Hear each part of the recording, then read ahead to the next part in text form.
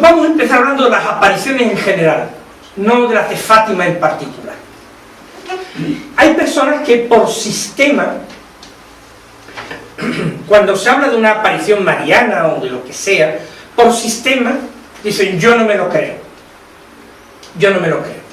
Incluso cuando se trata de apariciones marianas que han sido aprobadas por la Iglesia, y incluso apariciones en las que los videntes o recepcionarios de los mensajes del cielo han sido incluso canonizados.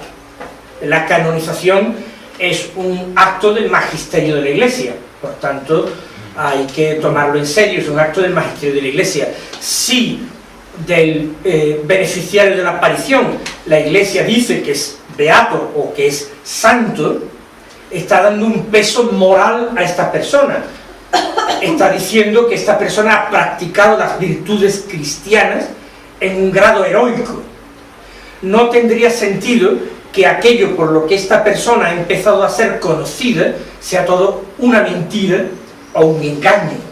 No es probable. Pero hay personas que por sistema cualquiera de estas cosas dicen: no me lo creo, y aparte de eso, en la Biblia, en la Sagrada Escritura, yo tengo suficiente. Y acuden a un texto muy conocido de San Juan de la Cruz, en el que San Juan de la Cruz, en la subida al Monte Carmelo, una de sus 4 grandes obras, previene contra una excesiva credulidad frente a mensajes del cielo. Y nos dice San Juan de la Cruz: una palabra ha pronunciado el Verbo, el Padre Eterno, que es su Hijo, el Verbo, y en esa palabra nos lo ha dicho todo. Y querer saber más cosas que las que nos ha dicho Cristo, de alguna manera es una ofensa a Dios. Ese texto lo citan todos los que se oponen a las apariciones. San Juan de la Cruz tiene razón. Lo que ocurre es que el texto está mal citado, porque normalmente el contenido de los mensajes dados en las apariciones, por lo menos en las apariciones aprobadas por la Iglesia, el contenido no añade nada a la revelación, pero sí subraya algún aspecto de la revelación, que Dios considera que sus hijos, o sus fieles, o los creyentes, no están viviendo o no han tomado demasiado en consideración.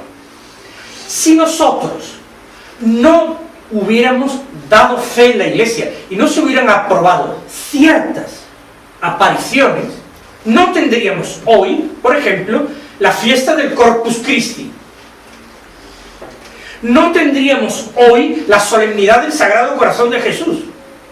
¿No? Estamos hablando de grandes solemnidades en el calendario litúrgico de la Iglesia, que los que son, ellos dicen que son muy eclesiales, pero poco de apariciones, sin embargo, tienen en su calendario litúrgico y celebran porque son grandes solemnidades de la Iglesia. Las tenemos en pocos días, las tenemos dentro de muy pocos días. Ahora en junio tenemos las 2 solemnidades, el Corazón de Jesús y el Corpus Christi. Por tanto, vamos a quedarnos más bien con San Pablo. No despreciemos la profecía.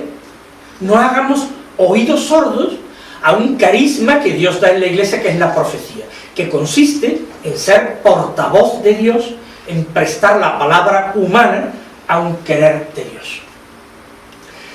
Desde esa perspectiva, la Iglesia luego es extraordinariamente cauta a la hora de aprobar una aparición, o darle credulidad, o darle, sí, carta de naturaleza en la Iglesia. Tan cauta que con mucha frecuencia pasan años y años y años para la aprobación de una aparición. En ocasiones pasan años y años porque a veces se han metido ciertos fenómenos espurios en el conjunto de la aparición. En torno a la aparición o a los videntes han aparecido personas que han querido hacer negocios, o han dicho: pues a mí también se me aparece la Virgen o Jesús, y no es cierto, pero también han querido sumarse y aprovecharse de la popularidad de los videntes. Todo se mezcla y la Iglesia entonces más prudente y más lenta todavía. Con el centenario de las apariciones, 100 años, señores, 100 años, y la canonización de los dos primeros videntes, yo pienso, bueno, y la peregrinación oficial de 3 papas, uno de ellos en más de una ocasión, como fue Juan Pablo II, pero también Benedicto XVI y el Papa Francisco, yo pienso que sobre Fátima tienen que desaparecer todo tipo de prejuicios, si los hubiera. Pero la aparición de Fátima es muy distinta a las manifestaciones de la Virgen María, por ejemplo, en Lourdes. Muy distinta. Hay 2 apariciones de la Virgen aprobadas en Bélgica, con muy pocos años de diferencia. La aparición en Bagneux, la manifestación de la Virgen de los pobres, a una niña pequeña, y en Bourges, otra ciudad de Bélgica, de nuevo a unos niños. Son apariciones muy poco conocidas en España, que han tenido muy poca trascendencia internacional, solamente un lugar de culto y peregrinación dentro de Bélgica, que es un país pequeño, y sobre todo Bélgica de habla francesa, porque se apareció la Virgen en el país Valón. Estas son apariciones de los años 40, aprobadas oficialmente por la Iglesia. Pero la Virgen no transmitió mensajes de especial relieve, manifestar su compasión por los enfermos, por los pobres. En Lourdes dejar aquella fuente de agua, también en Bagneux dejó una fuente de agua. Pero no tienen trascendencia. Cuando nos metemos en Fátima, nos damos cuenta de que así como Lourdes tardó unos años, pero no demasiado, Bagneux o Bourges en 15 años ya estaban aprobadas por la Iglesia, en Fátima el mensaje tiene una dimensión social y política que no tienen las otras apariciones de la Virgen.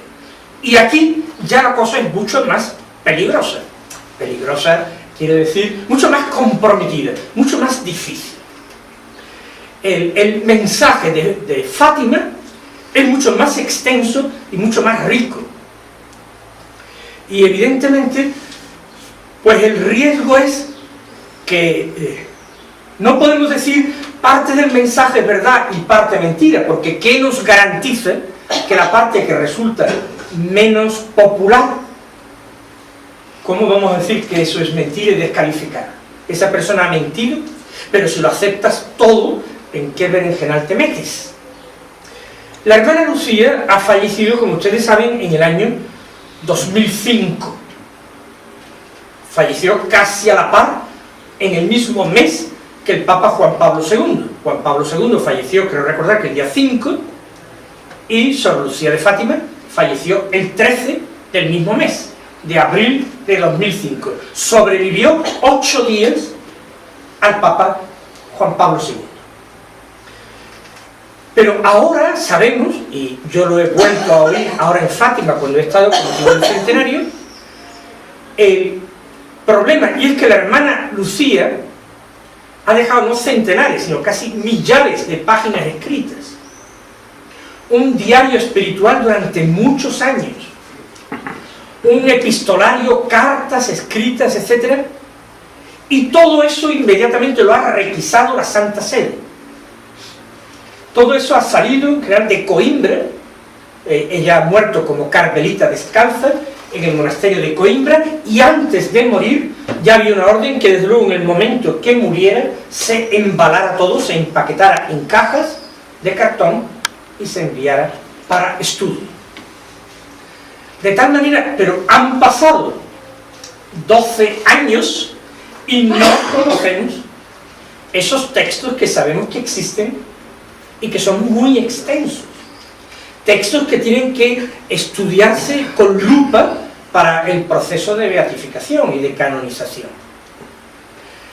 Sor Lucía de Fátima, yo pienso que a pesar de los defectos humanos de los que ella manifestó en su infancia, defectos humanos, un carácter un poco fuerte, un poco hosco, mandona, un deseo de liderazgo grande, un poquito de vanidad.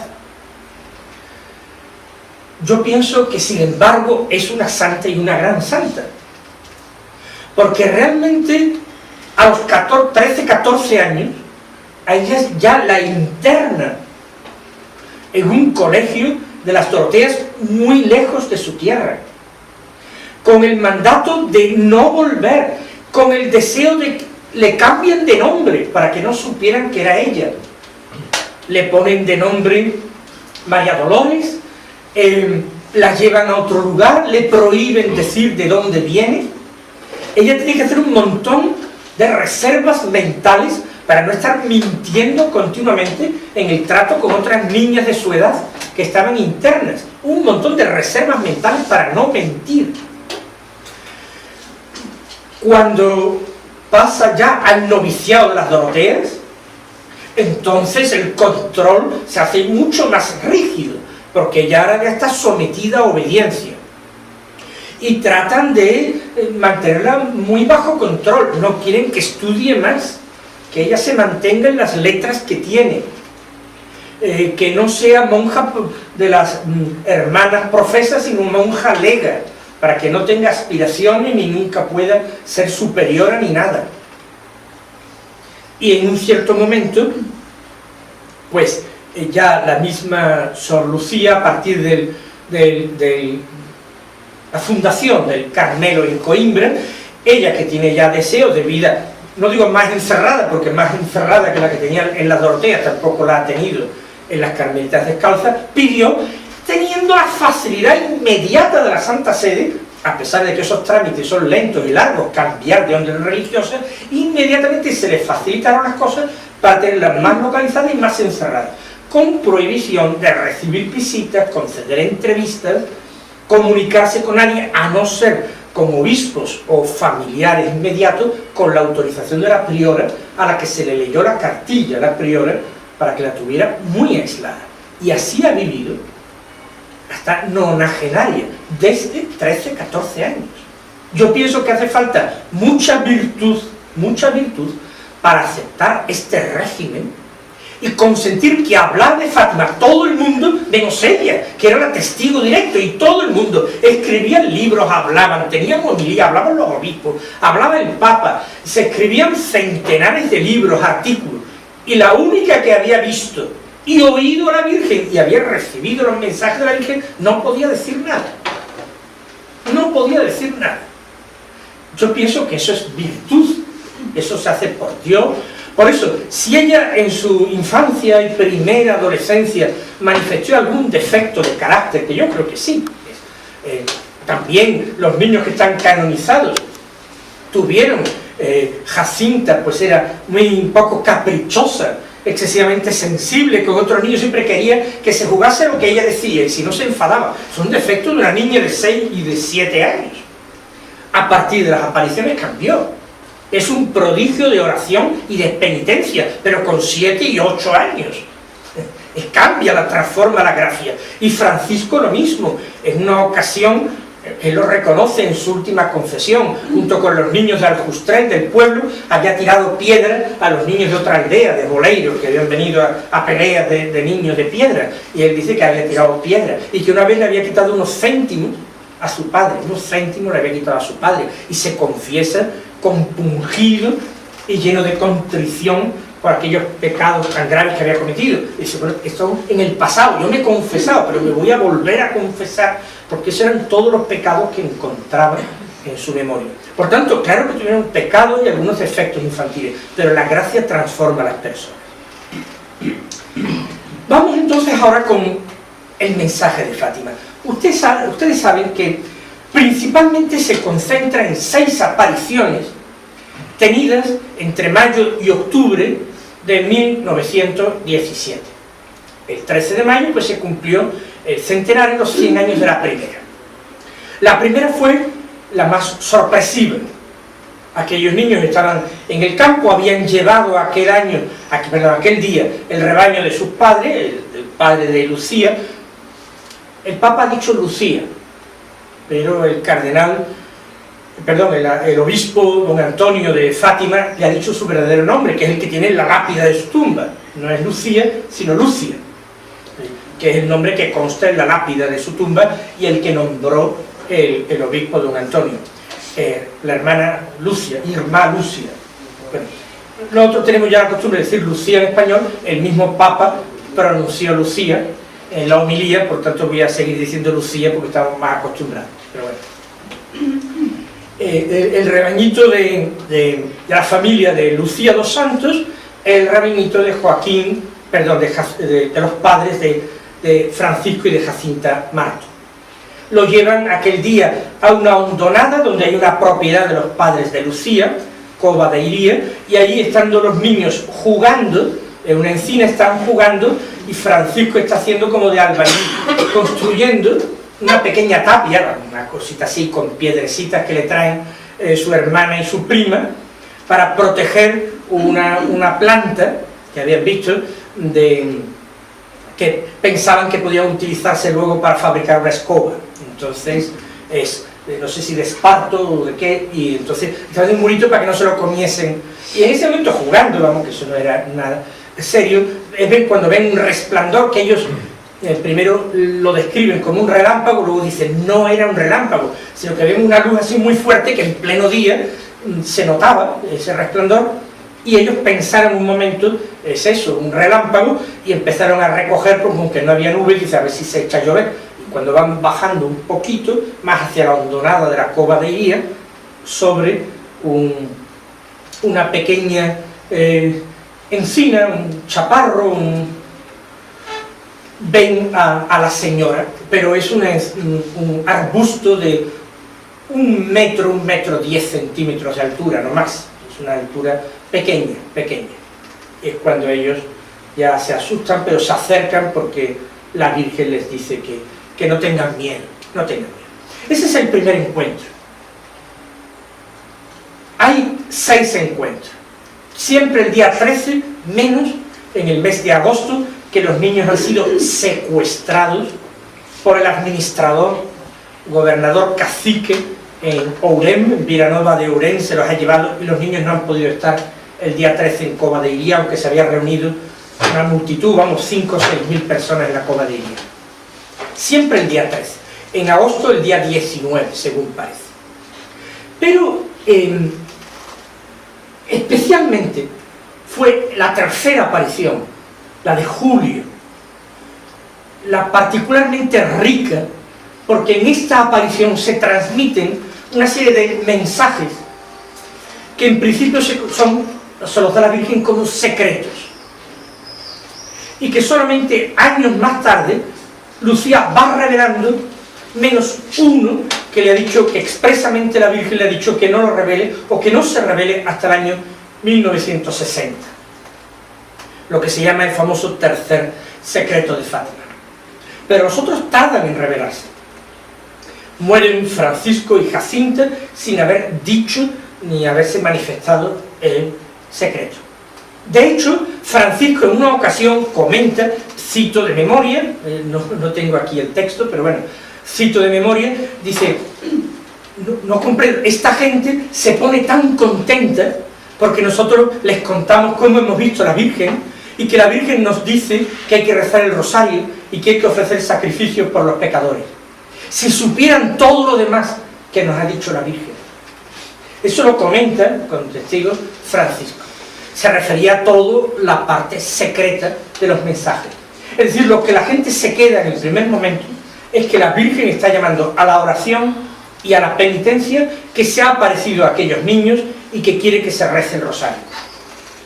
El resto, insisto, va a irse desvelando poco a poco, con muchísima contradicción para Lucía, porque claro, el argumento principal se le va a decir, pero usted está revelando todas las cosas a toro pasado, así cualquiera es profeta, está diciendo cosas que ya han ocurrido. Frente a este argumento de lógica elemental, ante lo cual todos nosotros podríamos desconfiar muy justificadamente, hay más que argumentos para probar que Lucía fue escrupulosamente fiel a la transmisión del mensaje. Por ejemplo, antes de las apariciones de la Virgen, y el menos conocido, el año anterior, en 1916, los niños en fecha indeterminada, una fue sobre la Pascua, otra fue en verano, finales de julio, principios de agosto, y otra al comienzo del otoño, final de septiembre, principios de octubre, 1916, tuvieron la aparición de un ángel.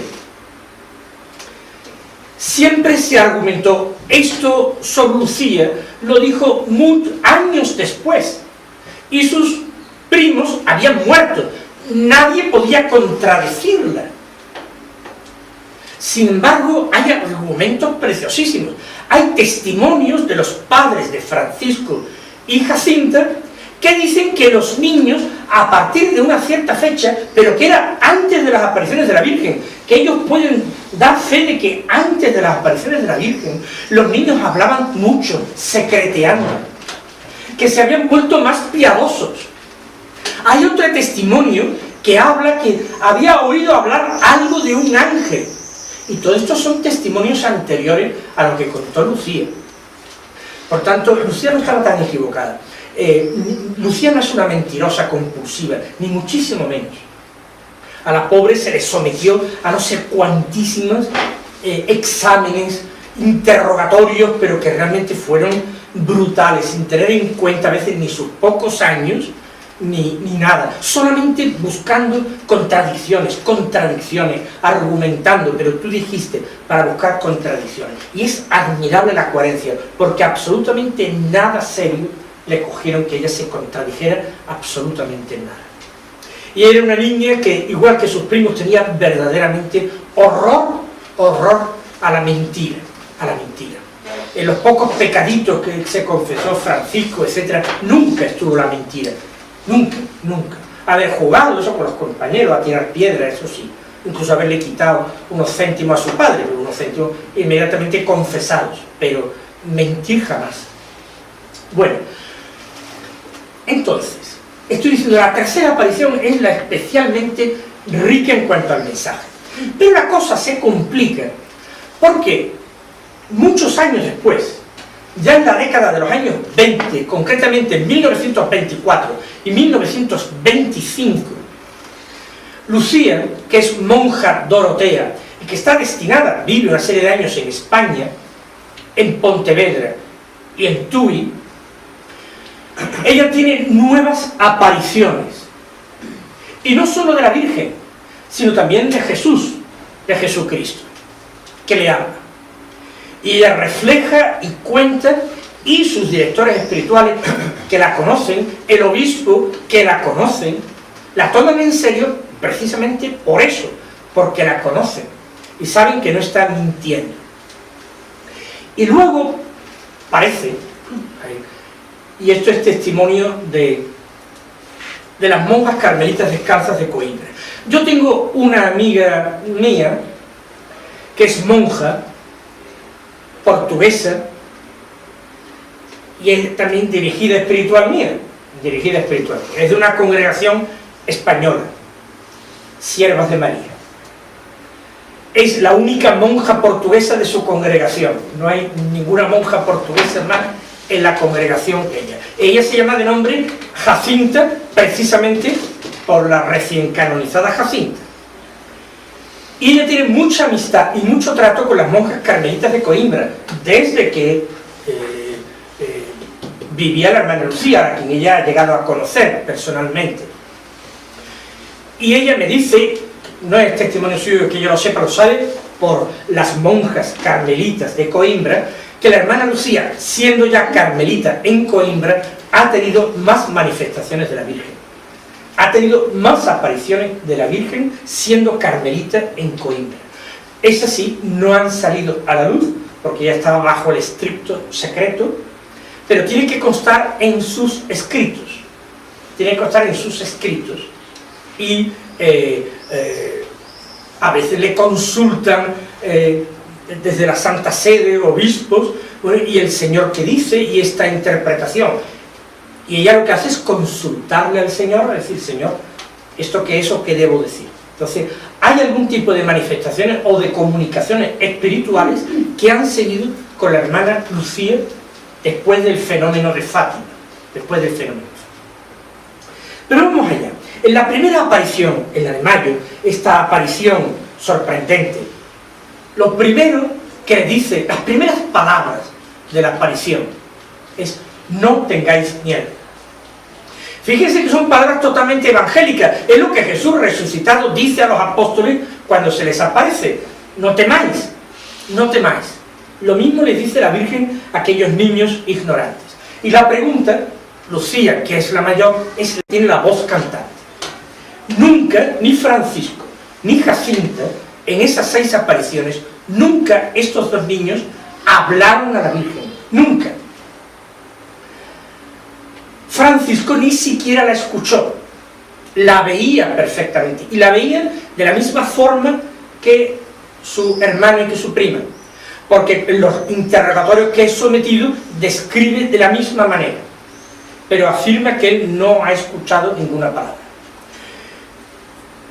Jacinta escucha perfectamente a la Virgen, pero nunca se atreve a dirigirle la palabra, sino le dice a la prima: díselo tú. Era una niña muy pequeña. Y Lucía, que tiene un temperamento mucho más líder de llevar la palabra, es la que lleva siempre la voz cantante y la que transmite a la Virgen lo que quieren los demás que les diga o lo que ella misma se le ocurre. Le pregunta: ¿usted de dónde es? Y la Virgen le dice muy sencillamente: yo soy del cielo. Ese es el primer contacto, ese es el primer contacto. Y la petición de la Virgen: que vengáis aquí los días 13 de cada mes, que vengáis los días 13 de cada mes. Eso es lo que os pido. Y yo luego os diré quién soy y lo que quiero. Los niños intuyen desde el principio, desde la primera aparición, intuyen que es la Santísima Virgen María.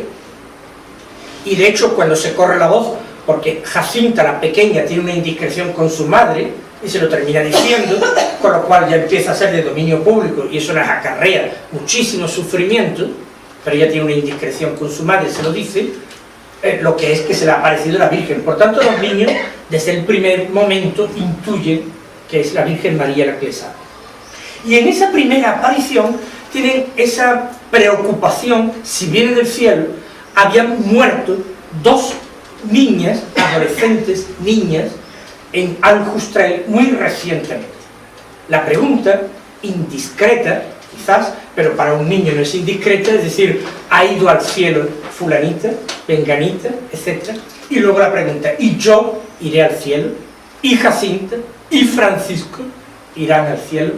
Y la gracia extraordinaria de la primera aparición es que los niños son confirmados con una certeza moral de su propia salvación. Con lo cual ellos pueden dedicarse plenamente, y toda su vida espiritual, su corta vida espiritual, va a ser amar y ofrecerse, excluyendo personalmente en sus vidas todo temor. Ellos solamente quieren ofrecerse por los demás, ofrecerse por los pecadores, amar a Jesús, estar con Jesús, consolar al Señor, contemplar a María. Esa es su única preocupación.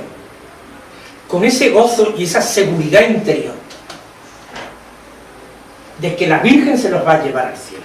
Es una gracia extraordinaria, es una gracia extraordinaria. Pero la Virgen, junto con esta gran gracia, les anuncia grandes sufrimientos. Tendréis que sufrir mucho, les dice María en la primera aparición. Tendréis que sufrir mucho, pero les promete su ayuda. Pero la gracia de Dios os va a acompañar y ayudar siempre. La pregunta que podemos hacernos en sana teología: ¿Dios quiere el mal? El sufrimiento, quiero decir, el mal moral nunca, claro. El sufrimiento.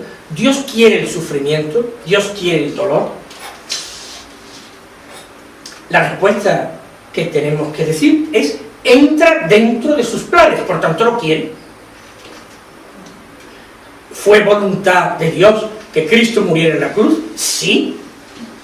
Dios no quiere el pecado, Dios no quiere el mal, pero tendremos que afirmar que en los planes de Dios entraba la redención de los hombres por el sufrimiento, el sacrificio y la muerte del Hijo único, del Hijo encarnado de Jesucristo. Aquellas enfermedades que sufrieron aquellos niños, aquella pleuresía purulenta que atormentó casi durante un año a Jacinta siendo niña antes de morir, no fue una muerte fácil, una muerte muy dolorosa y una agonía muy larga a una niña pequeña. Dios quiere ese tormento de los pequeños y de los inocentes, manda Dios enfermedades. Yo pienso que la respuesta no es que Dios no manda enfermedades, la enfermedad es un desajuste producido en este mundo terrenal por culpa, a consecuencia del pecado de los hombres. Dios no creó a Adán y a Eva en el paraíso sujetos a enfermedades. No eran necesarios ni medicamentos ni vacunas. Dios no creó eso. Pero sabemos que el sufrimiento y todo lo que atormenta al hombre, y también el dolor y la consecuencia y la muerte, entró a consecuencia del pecado. Son verdades de fe. Lo digo para no decir es que Dios le envió una enfermedad a estos niños. Dios no les envió una enfermedad. Dios quiso que sufrieran. Dios consideraba que en su economía de la salvación de todos los hombres, el sufrimiento de estos niños traería la salvación para muchos, para muchísimos, y para ellos mismos una gloria muy grande. Por tanto, claro que pudo ser querido por Dios. En la primera aparición, prácticamente no hubo nada más. No hubo nada más. Sí, los niños caen de rodillas y empiezan a recitar una oración que no les ha enseñado nadie, aparentemente, sino que dice que se imprime en sus almas y la empiezan a recitar al mismo tiempo. Santísima Trinidad, yo te adoro, Dios mío, yo te amo, en el Santísimo Sacramento. Que recéis el rosario, la guerra terminará pronto, etc. Y ya está. Primera aparición. En la segunda aparición hay una gracia mayor. Hay una gracia ya verdaderamente mística que se ha tenido en cuenta en la canonización de estos dos niños.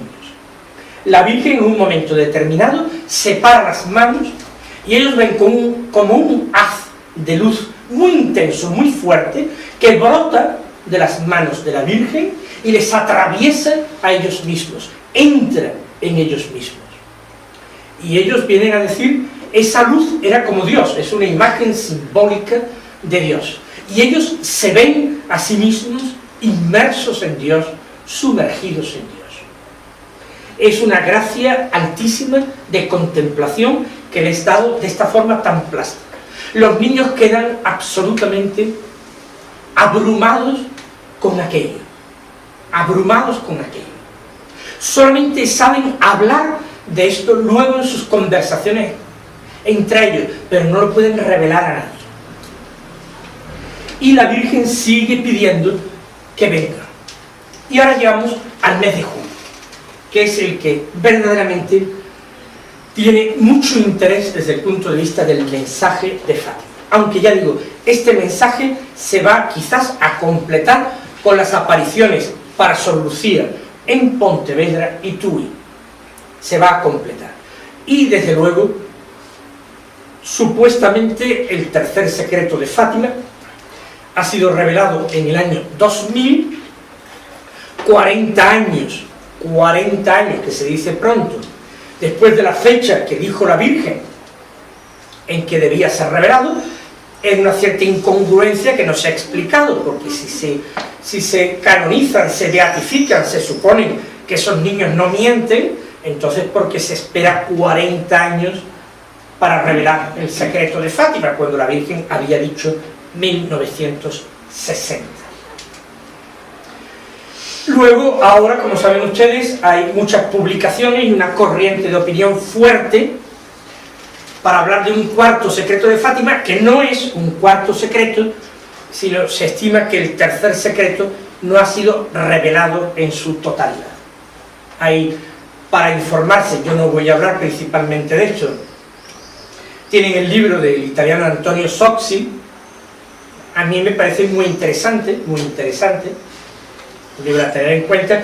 Y luego, en el mes de enero de este año, hace poquísimo tiempo, un periodista español, Zavala, ha publicado un libro aprovechándose legítimamente de lo investigado por Sozzi y yendo más allá, hasta la publicación, bueno, esto supongo que ustedes lo saben, ¿no?, de un texto fotocopiado, supuestamente de Sor Lucía, que sería la parte que falta del secreto. Uno se queda perplejo, por supuesto, al leerlo. Evidentemente tiene a favor algunos argumentos de peso, como que son un estudio caligráfico y un estudio, ¿cómo se llama?, grafológico, un estudio de un perito español que trabaja para el Ministerio de Justicia, que hace un estudio detenidísimo y tal, y termina diciendo: lo escrito aquí es de la misma letra, sin lugar a dudas, al 100%, al 99%, que los otros textos que son ciertamente de Lucía. Claro, eso es un testimonio que incluso en un juicio sería considerado un testimonio pericial en un juicio, ¿no? Y luego el hecho de tantísimos testimonios de que el tercer secreto que guardaba Pío XII, que guardó Pablo VI, era un texto breve, visto por testimonio de un obispo, que tendría unas 20 o 25 líneas, el secreto que han publicado de varias páginas en 2005, no concuerda con las descripciones que les habían dado los testigos que habían visto el sobre y que habían dicho es una carta, unas 20 o 25 líneas. El mismo Juan Pablo II en homilía, porque el secreto de Fátima, si se conocieran las palabras de la Virgen, en el secreto que se ha comunicado en el año 2000, no hay una sola palabra de la Virgen. Y hasta el mismo Juan Pablo II, que había leído el secreto, se refirió a las palabras de la Virgen del tercer secreto. Y en el tercer secreto, revelado en el año 2000, no hay una sola palabra de la Virgen. No son 20 o 25 líneas, sino 2 o 3 páginas. Entonces, claro, lo que publica Zavala se ajusta exactamente a esto. Es unas palabras de la Virgen, tiene no sé si 24 líneas, y ahora tiene el testimonio grafológico de una perito, un testimonio pericial que afirma que es la misma letra y que hay seguridad. Bien, pero ahí están los libros. Yo ya no les voy a contar los libros, pues los leen ustedes, que son muy interesantes. El de Sozzi, el de Zavala. El de Zavala tiene también unas entrevistas interesantísimas con el padre Gabriel Amor, que fue durante tantísimos años el exorcista de la diócesis de Roma, pero que fue dirigido espiritual del padre Pío, y que testimonia como él habló con el padre Pío también del secreto de Fátima, y que el padre Pío conocía el secreto de Fátima, el tercer secreto. Y esto lo dice el padre Amor, que a mí me parece una persona totalmente digna de respeto, y se lo declara Zavala, y Zavala tiene todas las conversaciones grabadas en audio, y luego las escribe en el libro, pero tiene el testimonio del audio, de que eso lo ha dicho el padre Amor, y lo tiene todo. Entonces son cosas interesantísimas, pero nosotros vamos a quedarnos con lo oficial, vamos a quedarnos con la versión oficial, incluida la del tercer secreto, este texto largo. Bien, voy al texto para no cambiar palabras, porque esto merece la pena entonces ceñirse a las palabras. Aquí tengo yo el texto de las palabras. La Virgen en la aparición de julio empieza diciendo lo mismo: que volváis el día 13 también del próximo mes, que sigáis rezando el rosario todos los días para conseguir la paz del mundo, la terminación de la guerra y tal. Y le vuelven a preguntar, que ellos sabían que era la Virgen, ella no lo había dicho nunca. Les ruego que nos diga quién es y que haga un milagro para que todo el mundo crea que se nos aparece. Y entonces ella responde: continuad viniendo aquí cada mes, en octubre diré quién soy y lo que deseo, y realizaré un milagro para que todos vean y crean. Y se puso muy contenta Lucía. Pero esta aparición fue mucho más larga. Le piden por un enfermo y contesta la Virgen: que no tenga prisa, bien sé yo cuándo he de ir a buscarle. Vosotros sacrificaos por los pecadores, y decid muchas veces, especialmente cuando hagáis algún sacrificio, Jesús es por tu amor, por la conversión de los pecadores y en reparación de los pecados cometidos contra el Inmaculado Corazón de María. Esta es la palabra de María. Pero en la aparición de Fátima hay palabras de la Virgen y hay imágenes. Por ejemplo, esa comunicación altísima no fueron palabras de María, sino ella que extendió las manos y el haz de luz que brotó y les inundó y les traspasó a los niños. Ella dice estas palabras y a continuación relata Lucía en la primera memoria, en el año 42, creo recordar, abre de nuevo las manos y brota ese haz de luz, que ellos estaban encantados, ese haz de luz. Pero ese haz de luz no se dirige a ellos, no les traspasa a ellos, sino dice que se dirige contra la tierra, contra el suelo. Y entonces esa luz penetrando en la tierra, descubre como si fuera algo, es una visión imaginativa, como si fuera el subsuelo, y es la visión del infierno. La Virgen no describe el infierno, sino que les da una imagen sensible del infierno, cosa que habían tenido otros santos en la Iglesia, no son los primeros, aquellos niños de Fátima. Lo describe, no voy a leer la descripción, ya la conocen ustedes, la tienen, pero los niños quedan verdaderamente conmovidos y aterrorizados. Particularmente Jacinta fue la que quedó más impresionada y se refirió a ella más veces después en su vida a la visión del infierno. La visión del infierno no fue una película de terror que una madre imprudente dejó ver a los niños para que tuvieran pesadillas por la noche. No fue nada de eso. La visión del infierno fue lo que estimuló decisivamente en aquellos niños un espíritu apostólico, un celo por la salvación de las almas extraordinario. Aquí no fueron consideraciones generales, sino un amor que se les había infundido en el pecho y un deseo de que todos los hombres se salvaran, de que todos fueran al cielo. Ellos ya lo tenían asegurado desde la primera aparición. Pero Jacinta emprende realmente de una sed terrible de sacrificios para salvar a los hombres de ese destino terrible, pero real, que es el infierno. No fue una imprudencia de una madre, en absoluto. Pero fíjense ustedes, la Virgen hace este gesto, ven, y cuando ha desaparecido la visión, que, oigan, fue brevísimos segundos, según Lucía, fue una cosa muy rápida, no lo podrían haber seguramente soportado más, fue una cosa de brevísimos segundos. Ahora la Virgen toma la palabra y les dice: habéis visto el infierno. Quédense con esto. El estilo que sigue la señora de Fátima es esto: les hace ver o experimentar cosas que se pueden ver y luego les da una explicación o les enriquece la interpretación que ellos mismos tienen, o les enriquece la interpretación o la Virgen les ayuda a entender. Curiosamente, ese tercer secreto revelado en el 2000 es una visión sin palabras de la Virgen, y lo que afirman Soxi, Zavala y tantos otros es que el resto del secreto son las palabras de la Virgen diciendo: habéis visto esto, y es la explicación de María. Parece que es coherente, pero bueno, vamos no con el tercero, sino con el primer y segundo secreto. Les dijo: habéis visto el infierno, donde van a parar las almas de los pobres pecadores.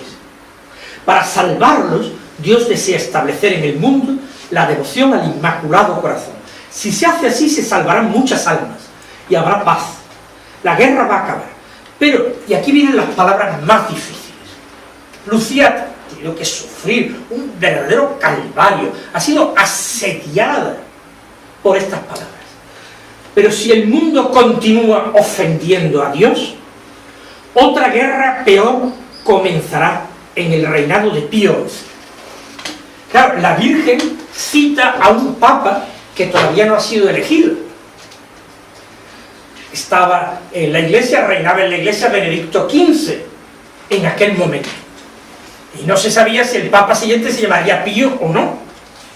Este Pío XI, y luego decir, otra guerra empezará, todo el mundo se ha equivocado.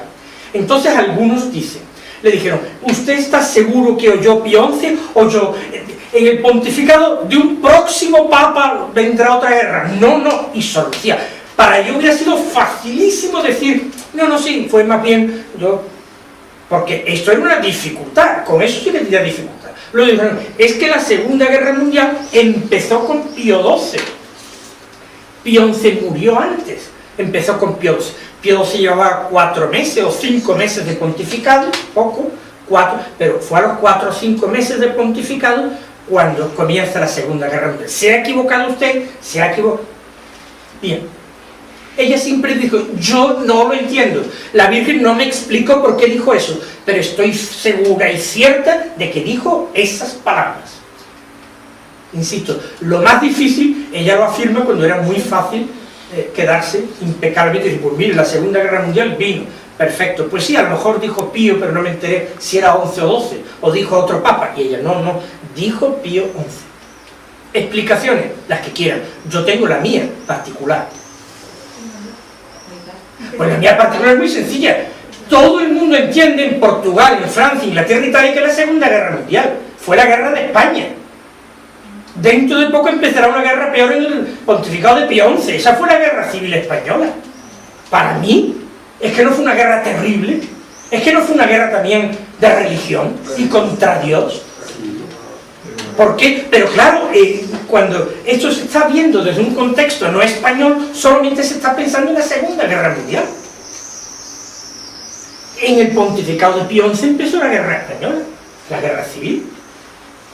Para mí es una sencillísima explicación, y que tuvo una connotación, incluso religiosa, más fuerte que la Segunda Guerra Mundial, donde fueron intereses muy económicos de las grandes potencias de Francia e Inglaterra, y el pacto entre Rusia y Alemania para repartirse por Polonia y los países bálticos, lo que desencadenó la Segunda Guerra Mundial.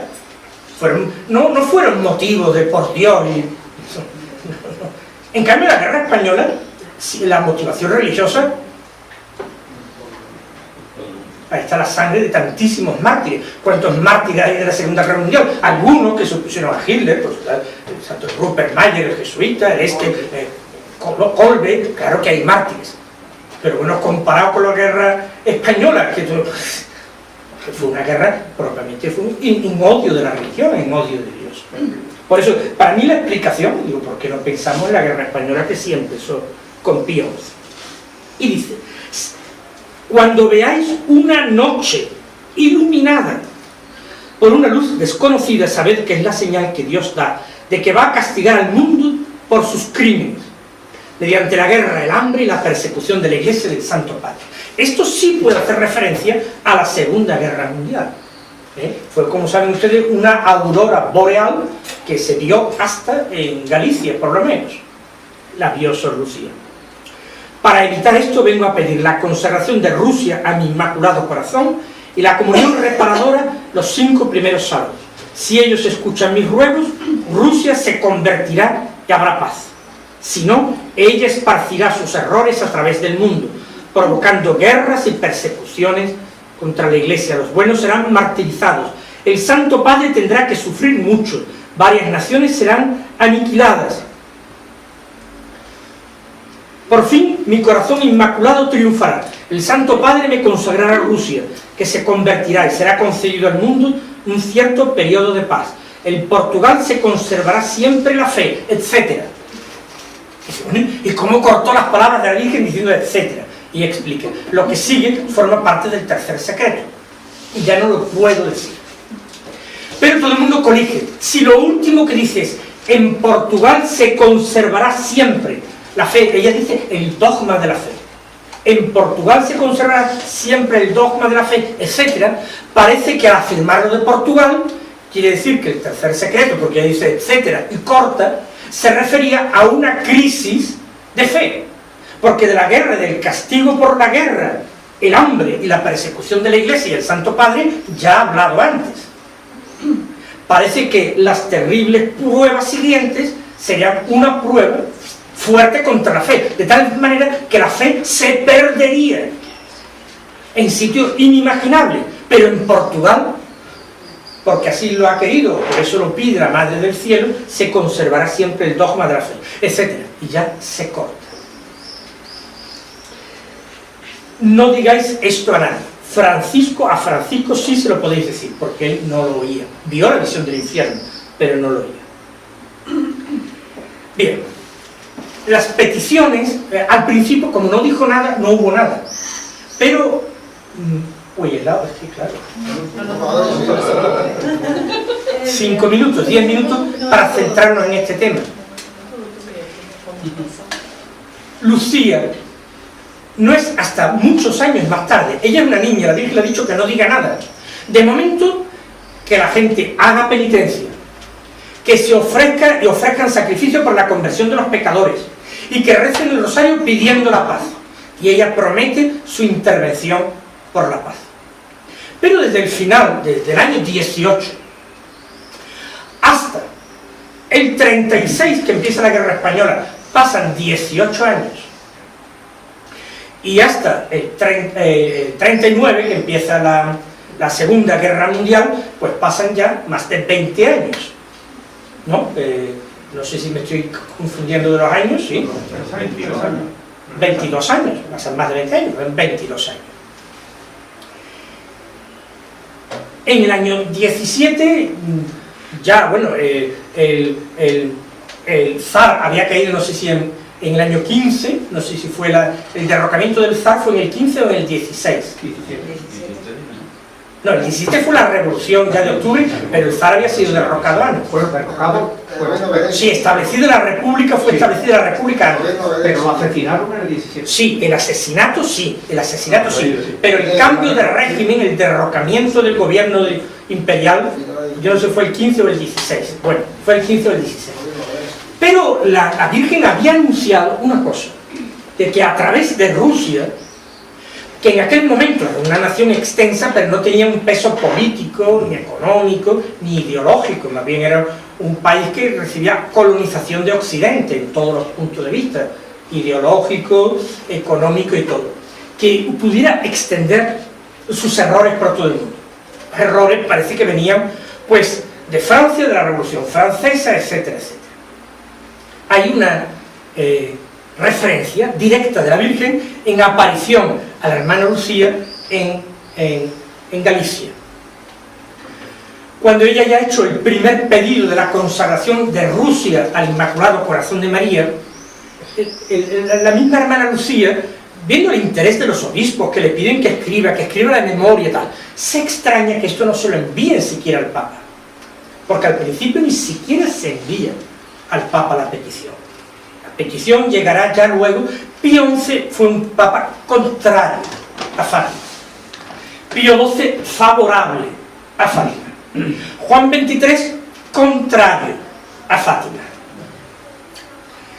Ha habido una alternancia, o sea, Pío XII sí fue más favorable.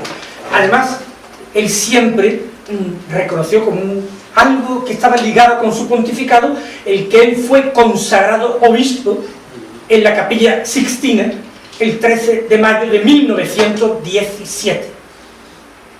A la misma hora del mediodía en que la Virgen se estaba apareciendo a los pastorcitos, Pío XII era consagrado obispo por el Papa en la Capilla Sixtina.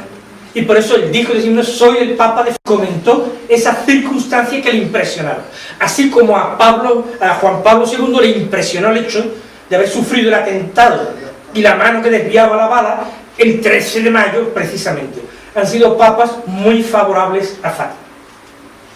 Pero, bueno, dicho Juan XXIII no era favorable, por lo que diré, y Pío XI declaró con testigos de crédito, obispos, testigos, que le fastidiaban mucho estas cosas. Decían, si el cielo quiere decir algo, que se lo diga al vicario de Cristo en la tierra, que yo soy el representante, que se lo diga. Y esto dice que una vez que muy displicentemente comiendo, que me lo diga, y que esa frase la había repetido, no solo respecto de Fátima, sino de otras personas que les creían muchas cosas que serían equivocadas. Pero él decía, si Cristo quiere decir algo, que se lo diga a su vicario en la tierra, y yo ya me encargué. Entonces no lo aceptó. Pío XII sí. Y Juan XXIII fue el Papa que, claro, había en la Iglesia en 1960. En 1960, él es elegido en 1959, que es cuando muere Pío XII, 1959. Y inmediatamente se convoca ya el concilio, ya tiene en la cabeza el concilio en 1960. Supuestamente el mensaje de Fátima, si hablaba de una crisis de la fe fuerte, podría decir, caramba, pues del concilio va a venir. Claro, era lo que se podría sospechar. Y el Papa dijo, esto es imprudente porque la gente va a decir, la gente va a coger miedo y decir, oh, vamos a empezar a reformarlo todo, y ya ha dicho la Virgen que va a venir una crisis fuerte de la fe. Hasta... Entonces Juan XXIII dijo, no se difundirá mientras yo viva. Y Pablo VI se sintió condicionado, porque él leyó el mensaje, pero estaba en pleno concilio en marcha. Había ciertas ya tensiones, con obispos que se oponían, con gente, cómo decir un mensaje que podría hablar de una crisis de la fe, incluso en el seno de la Iglesia. Y ya el Papa siguiente se vio muy condicionado por lo siguiente. Juan Pablo II quiso revelarlo, de hecho lo reveló, pero según dicen algunos una parte, ya no sé, la parte que podía hacer referencia al sufrimiento de la Iglesia más que a la crisis de fe. El mensaje de Fátima, yo he dicho que no es solamente un mensaje personal, individual, de conversión, de devoción a la Virgen. El Inmaculado Corazón de María no es una devoción más junto a la Virgen de los Reyes, a la Virgen del Carmen, a la Virgen de la Macarena, a la Virgen... No es una devoción más, no es un dogma más, Inmaculada, Concepción, Asunción, no es eso. Yo no sé si se ha entendido bien qué es el Inmaculado Corazón de María. Ni una devoción, ni una advocación, ni un nuevo dogma mariano. El corazón es el centro. Inmaculado Corazón de María es una invitación a profundizar en el secreto de María, en el papel de María en la historia de la salvación, en el papel importantísimo de María en la historia de la salvación, que la Virgen María, aun habiendo habido épocas de mucho fervor mariano, no entraba en la categoría de cosas imprescindibles. Este santo es un santo muy mariano, este obispo es muy mariano, este papa es muy mariano, este cura es muy mariano, esta ciudad es muy mariana. Equivocación, error, e inmenso error. Un cristiano no tiene como opción ser muy mariano o poco mariano o nada mariano. El misterio de María está inserto en el misterio de Cristo y de la Iglesia. Es imprescindible María. Sin el papel de María en la Iglesia no hay salvación. Y esto es muy fuerte. Lo que está diciendo el Inmaculado Corazón de María es que María tiene un papel central, interno, íntimo en el corazón de la Iglesia. El corazón de María, que es también el corazón de la Iglesia, y es el corazón del Evangelio, y es el corazón de su Hijo, que agonizando en la cruz, dijo al discípulo amado, ahí tienes a tu madre. No porque el discípulo amado fuera huérfano, que no nos consta que Zebedeo fuera viudo, ni porque su madre no tuviera quien la cuidara. Era chocante, porque algunos de sus apóstoles seguramente eran sobrinos de la Virgen María, posiblemente Judas Tadeo o Santiago el Menor, eran de la parentela de Jesús, y se le encomendó pero no fue por eso, sino que Juan al pie de la cruz es la imagen del discípulo. Por eso no se le llama Juan, se le llama solo el discípulo amado, y se le confía a María, no porque María tenga necesidad de que la cuiden todas las legiones de ángeles, están a su servicio, pero se la confía al discípulo porque es el discípulo quien la necesita, es indispensable para su salvación. No se puede ser mariano o no mariano. Sin María no hay salvación. Y para mí, Inmaculado Corazón no es otra devoción, no es una nueva vocación, no es un nuevo dogma, es invitación ferviente de Dios en estos tiempos a descubrir, potenciar el misterio y el papel de María en la salvación de cualquier ser humano que viene a este mundo. Cualquier ser humano que viene a este mundo. Y aquí el papel, pues, de los teólogos, pues, será investigar y estudiar teológicamente, y los predicadores, pues, hablar, y cada uno, y las familias, rezar, invocar a María. Ese será el papel de cada uno, pero no hay opción, no hay una opción de decir, yo puedo ser mariano, o yo soy más de Jesucristo. ¿Cómo que tú eres más de Jesucristo? Eso no puede ser, a mí me lo han dicho, No, yo no soy muy mariano, no temes por tu salvación eterna. Me aterroriza que digas eso. Eso es el Inmaculado Corazón de María. Ese es el Inmaculado Corazón. Y entonces cuadra y encaja todo. Que no os está apareciendo la Virgen y Cristo interviniendo. Ahora vamos a dar otra devoción. Ahora no teníamos pocas imágenes de Virgen, ahora el Inmaculado Corazón. Que no es eso. No es eso. Pero la Virgen está diciendo que este es un gran don que está haciendo su Hijo a la Iglesia y a los hombres, un gran don. Y María pide que la Iglesia y los hombres de Iglesia y los cristianos de a pie, todos, tengan coraje, no se dejen llevar por los respetos humanos, como si fuera la serpiente la que va a triunfar sobre la mujer. No es la serpiente la que triunfa sobre la mujer, sino la mujer la que aplasta la cabeza a la serpiente. ¿Por qué entonces semejante pudor o respetos humanos para consagrar Rusia? Es que se van a molestar la Ostpolitik. No, que se van a molestar, que va a haber mayor... Pero vamos a ver, o las apariciones son auténticas o son falsas, y díganlo ustedes, son falsas para desengañar a la gente. Pero si dicen que son auténticas, préstense a algo central que está diciendo María en la aparición de Julio como algo muy importante, y que Lucía ha dicho y repetido una otra vez. El cardenal Tarcisio Bertone, salesiano, que fue el que, de parte de Juan Pablo II, se ocupó de la difusión del tercer secreto de Fátima y encargó al cardenal Ratzinger, todavía no era papa, un comentario sobre el tercer secreto, o una parte del tercer secreto.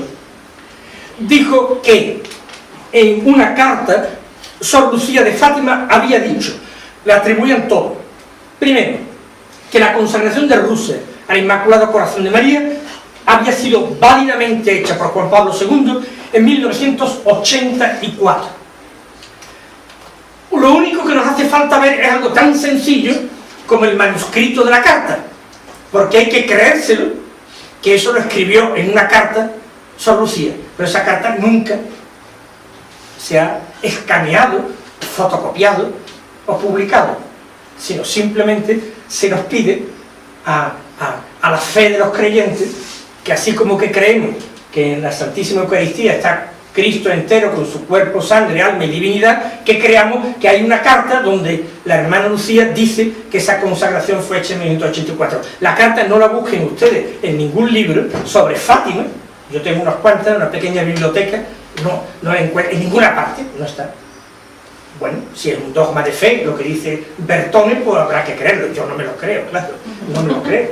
Porque más bien Lucía dijo repetidas veces que no se había nombrado. Claro, consagro el mundo, pero la Virgen, dijo Lucía, la Virgen no ha dicho que se le consagre el mundo, ha dicho solo que se le consagre Rusia. Si se le consagra el mundo, pues estupendo, y vamos a consagrar España, y Sevilla, y Portugal, pero que se le consagre Rusia. Y no se ha hecho. Entonces, hay promesas de la Virgen, de Cristo, ligadas a acontecimientos humanos. Se ha prometido al mundo un tiempo de paz. Se ha prometido el ahorro de persecuciones. Se ha prometido el no ser contaminados por errores, lo que le pesa al corazón de María es que esos errores van a llevar al infierno a muchos hombres. Van a causar una apostasía general. De eso se está hablando. De una apostasía general. Que en el año 1917 era absolutamente inverosímil. ¿Cómo se podía haber inventado una niña en 1917 una apostasía general? Era absolutamente inverosímil. ¿Y cómo era en Portugal, donde se iba a conservar el dogma de la fe, cuando en aquel tiempo eran gobiernos masones todos? Era absurdo. Primero que ella ni leía los periódicos ni conocía nada de política, pero es que aunque lo hubiera conocido, las previsiones hubieran sido otras, totalmente otras. Es disparatado en ese sentido. Si realmente nosotros estamos viviendo en nuestro mundo y en nuestra cultura, porque esto no es solamente cosas de la fe, de lo sencillo, no, es una cosa de la cultura. Estamos asumiendo, sin crítica, una cultura llena de elementos no laicistas, sino directamente anticristianos. Y lo estamos asumiendo con una tranquilidad pasmosa, casi sin lucha, casi sin lucha. Si es verdad que estamos viviendo una apostasía general, realmente la lectura del mensaje de Fátima, la meditación del mensaje de Fátima, puede ser que nos llegue a inquietar mucho. Porque realmente se están cumpliendo en la historia cosas que la Virgen dijo y previó. Y ella dejó aquel signo de octubre con el milagro solar que contemplaron decenas de millares de personas, decenas de millares de personas. Y ya no se sabe qué hace falta más que haga el Señor en su inmensa misericordia por nosotros. Porque no basta hablar de la misericordia de Dios, lo que es preciso es acogerla en nuestra vida. Y Jesús nos dice en el Evangelio que estamos leyendo en la misa estos días: el que me ama guardará mis mandamientos, guardará mi palabra. El que me ama guardará mi palabra y mi Padre le amará. Pero quien no me ama no guardará mi palabra, no guardará mis mandamientos y no será en ese sentido amado por mi Padre.